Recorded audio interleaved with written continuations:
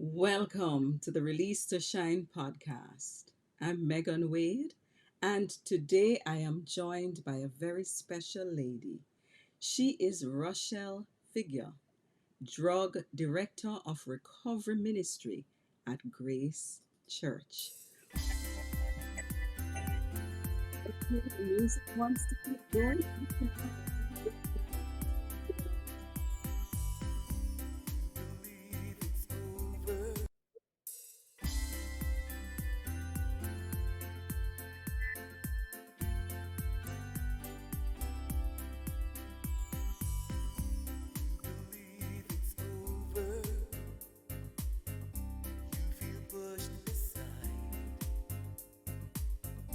Welcome, Rochelle. It is good to have you here with me today. Welcome. It's good to be on here. Thank you for inviting me. You're welcome. Now, who is Rochelle Figur? Well, I'm a child of God and a person of worth. I am a mom and I am a wife and I am a sponsor and I'm the director of recovery ministries here at Grace Church. Okay. Can you share with us as much of your journey as you're comfortable sharing? My parents separated when I was 3. My father suffered from emotional and mental disorders, and my mother was an addict. So I lived in Florida with my mom the majority of my life. My mom was in and out of the rooms of recovery. And so there were times in my childhood that would be stable and times that weren't. But even during the times of stable, I didn't know until later on that my life was really dysfunctional. I had a lot of childhood trauma. Recently, through therapy, I was maybe even sexually abused younger, maybe, 5 or 6 years old Mm, is when I can first start having memories of just things that children should not be, introduced to at that mm, age. mm, mm, My mom, I knew she loved me. Now I know she loved me, but she really had no idea about parenting. She had already walked away from 2 other children due to not being able to handle the situation she was in with their father. mm, So, she was doing everything she could to be the best mom, to not lose me too, but she just didn't have the skills to parent a young, active child. So a lot of my childhood, I grew up thinking there was always something wrong with me and mm, that if I could just do things right, then people wouldn't get upset with me. So I suffered a lot of feeling that I was just not good enough or different from a very young age. I would seek attention a lot. It would get me into trouble in school. I mm, couldn't keep my mouth shut and stay in my seat. And so even that trouble followed me to school. I always thought there was something wrong with me. And I moved a whole lot when I was a child. I would spend But let summers me with just say something, Rochelle. Something was wrong, but it was certainly not your fault. You were not at fault. And for those who are listening, many of you believe that what is happening with you is your fault. It's not your fault. Please know that it's not your fault. Okay, Rochelle. that was huge. That there was huge for me to learn later on because growing up, I didn't. I always inwardly thought that everything was my fault every time something went wrong. Relationships, as a teenager when I started dating boys and relationships wouldn't go right, I would instantly think I must be doing something wrong if it's not working. I can't get someone to love me or Mhm. and so I was boy crazy, chase after all the boys because I just wanted to be loved. I Mhm. just wanted to felt I just wanted to someone to stay there with me. Mhm. I was in and out of foster care at one time where I had witnessed sexual and emotional and physical abuse there in the foster home and felt that my mom had chosen, the man that she was dating over us. And so there was more like rejection. I have a long list of like in growing up just feeling rejected by people. So when I was about 13 years old living in Michigan, I found alcohol. Mhm. And back up right before then, my mother, I went to live with my father in Michigan because my mom was down here in Florida in a rehab. And she had sent a letter to my dad and asked my dad to run interference because she wanted to tell me something face to face. But my dad didn't have the skills to know that the information he was going to tell me Mhm. was some sensitive information And so he shared it with me anyways. And while I was hanging out with my friends, he told me that my mom had HIV. Oh dear. And actually, back then, it was, he told me, like, your mom's got AIDS. Mm, And I was a sixth grade little girl who had six friends over at the time. mm, And so at school, no one wanted to come near me. mm. They would say, there's the girl with the AIDS infested mom, don't touch Reject, her. More rejection. rejection. More rejection, and my dad had no idea. He was unqualified to know what I'd already been through and what I was going through in that moment. And so I instantly, like, I got so angry the way people were treating me Mm. that I started responding with my fists. Oh, And that's when I figured out I could hurt people the mm. way I felt like they hurt me emotionally, but then I could physically cause them pain. Because hurting people hurt people. Yeah. That is a fact. Yeah. It became my outlet, like, I needed to make you feel as bad as I was feeling inside. Right. And so I fought a lot, and that started to get me into trouble, started getting me kicked out of school, you know, eventually got kicked out of the trailer park. I mean, they literally told my dad, like, "She's gotta go or you gotta go." So my dad sent me to live with his sister. Mm. So I was living there, where then I was sexually abused by a family member. Oh my God. And that's when I found alcohol. Shortly after that, I had found alcohol, and alcohol made all that pain. Like, there was just a couple year period, like my early teenage years. Like, not only had I grown up with all this negative self feelings about myself, like Mm, my teenage years, I just had, trauma after trauma continue to happen. mm, And so that alcohol made it all go away. mm. I started getting arrested for battery. Oh You my know, gosh. I was 15 years old, my first time I was on house arrest, Mm. and my dad used to complain about having to take me to court, and what's wrong with you? And a more just reaffirmation of, like, something was wrong with me. Um, But if, my if the problem is that everybody wants you to think it's your fault Yeah, when you were crying out for help. yeah, And I know there are some young people out there, Rochelle, who are crying out for help. And I'm going to ask you to speak to them in a little bit. But you can go ahead. yeah. So by 17, I'd moved back to Florida with my mother because she had finally gotten sober and was really, like, working her program. She was active in her stuff, and by then drugs and alcohol were already, like, cool for me. And so I just started partying more. By Mm, 17, I was pregnant. mm, I did graduate high school. So one thing I will say is that I was very good at masking this stuff because I was a straight A student. yeah. Okay. Yeah, Okay. and really, I know today, though, I was a straight A student because I always thought, like, I needed to give somebody a reason not to get rid of me. Like, Mm, I wanted, I didn't, I was afraid of, like, if I didn't bring home the good grades. I lived with many people when I was a teenager, mhm, so I wanted them to think I was a good kid.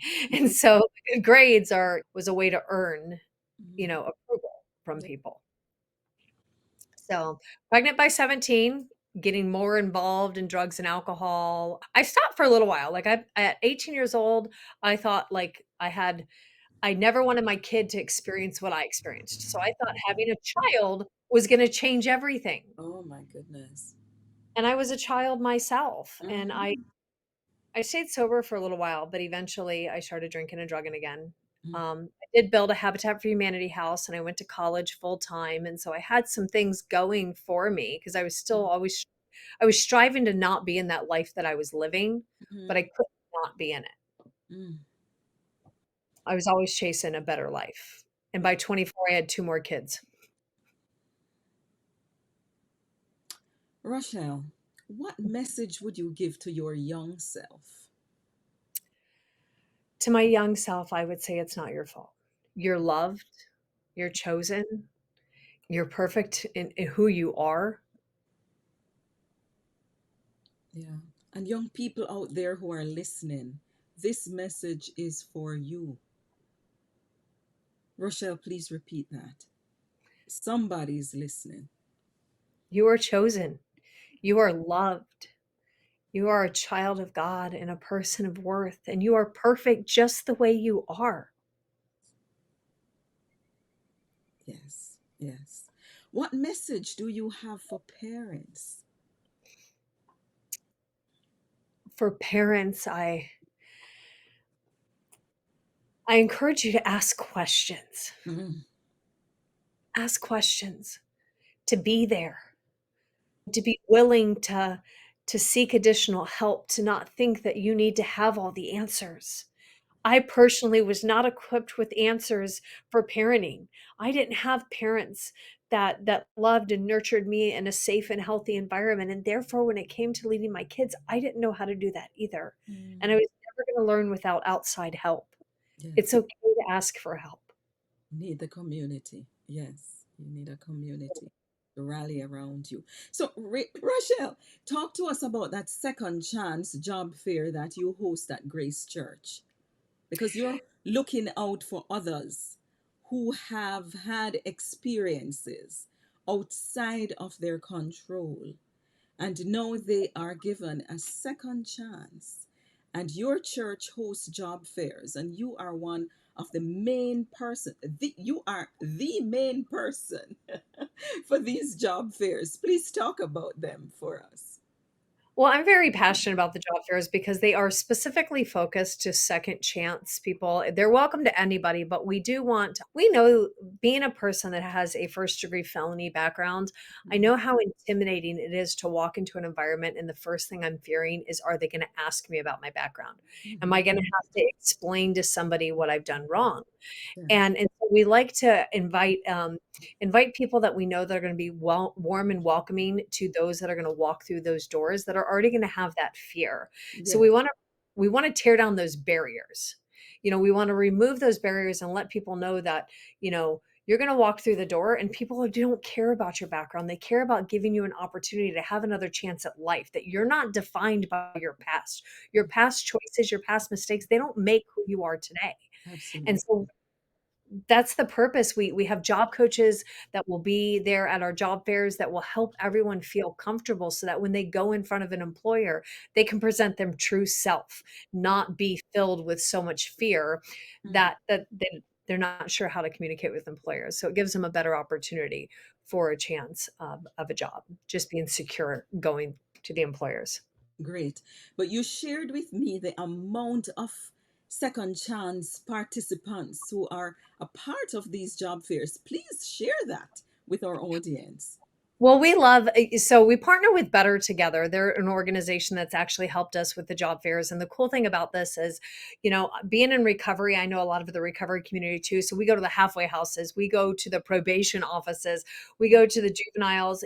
That's, one of the organizations that we partner with. And we go where we know that people are that are in need of second chances. Mhm. And we have hundreds of people. One of our job fairs had over 200 people that walked through the door. One of our job fairs had over 50 people that either were offered a job on the spot or received an interview that week. Wonderful. That needs a drum roll. That needs a drum roll.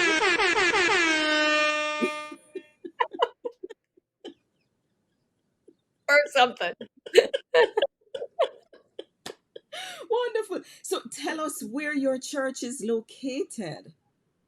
So we're in Southwest Florida. Grace Church has 3 locations. We have one in Cape Coral, one in Fort Myers Shores, and one in downtown Fort Myers. And our job fairs are located at the Grace Church in downtown Fort Myers because it is a more central location for those that have to ride the bus or those that are living in that local community. Mhm. And for those, because most individuals who falls into the category of second chance applicants, these individuals don't. Some of them can't drive. Some are Correct. not allowed to drive. So tell us, how do you get them to the church for the job fair? Well, that is one of the reasons why we have it at such a local, a central location Mhm. is because there are buses that drop off right in front, so anyone can carry the bus. We send out emails when people register online. We send out emails to remind them of the upcoming job fair. So if we do hear of anybody with transportation issues, we can help them with that. We do have Lee Tran as one of the organizations that come to, and so they do help them when they get there, let them know about bus systems or how they can get bus passes. And we also have partnered in the past with the local Florida State driver's licensing department, where whenever they do have the Operation Green Light, so if there are people that have barriers because they have past due fines, we Mm, do work with referring them over there to get the past due fines reduced so that they can get their license back. great. Thank you for that. How would you say your ministry at the church is benefiting the community? Share three positives with us. Well, here's a first positive is our very first job fair. There was a woman who had that morning she'd been out of prison for 3 days, Mhm, and that morning she had seen it on the news real quick that there was a job fair, and mhm. so she showed up at our job fair, and she here we are 2 years later, and she is now leading a ministry at our church. Oh my goodness. She That, is, oh my, yeah. that is, ooh, what a It's testimony. our Connect ministry, helping people get connected to Christ. What a testimony. No, Rachel, that one needs a little, yeah, that is what that needed. My goodness, that is great. And so many Wow. people had our last one. So because it's so cool because it is about jobs, but our last job fair, someone actually left the job fair and went to treatment. They went into a 1-year recovery program. Wonderful. And how are they now? The last I heard, followed up a couple months ago, they were still there and thriving. So Wonderful. One more point. yeah.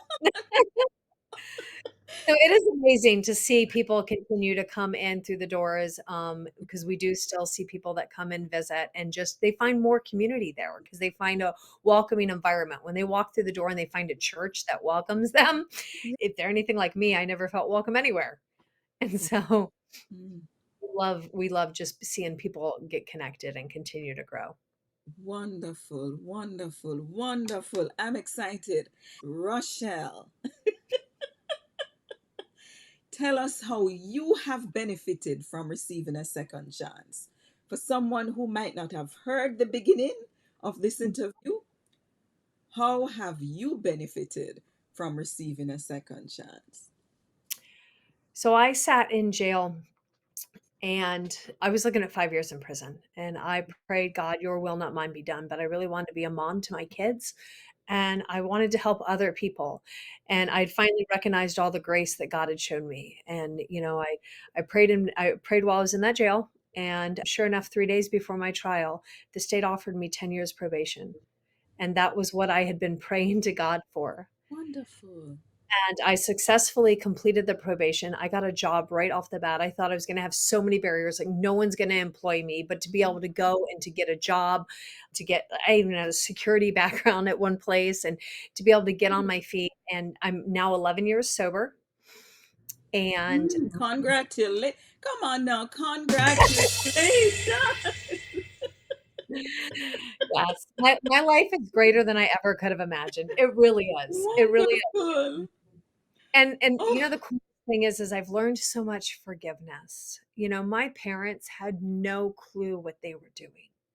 They didn't, and they had no clue how to handle life situations or the trauma that I was going to encounter. And now through like just being given second chances with employers, with people, with family, and now through therapy, my whole outlook and my perception on life, the freedom I have found is greater than I ever could have imagined. And it all started, I mean, if I wasn't given that second chance out of jail, I don't know where I'd be. I could have went back. Rochelle, this is one interview I don't want to end.